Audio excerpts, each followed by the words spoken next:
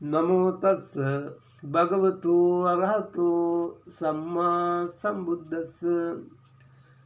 ධම්මපදය අප්පමාද වග්ගයේ දෙවනි ගාථාව.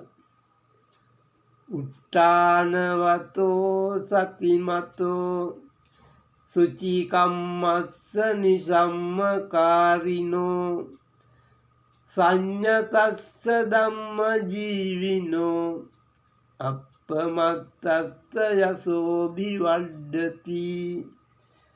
අර්ථය: උට්ටාන වීර්යයෙන් යුක්ත වූ නැගී සිටින එළඹ සිටි සිහි ඇති නිර්දෝෂ වූ කාය කර්මාදී ඇති කටයුතු පිරිසිදු පරීක්ෂා කරන සුළු වූ ආශා කරන සුළු සංයත වූ කාය වාක් කර්ම ඇති හෙවත් සංවර වූ ධාර්මික ජීවිකාවෙන් ජීවත් වන්නා වූ අප්‍රමත්ත නොපමා පුරුෂයාගේ යසස විශේෂයෙන් වැඩෙයි.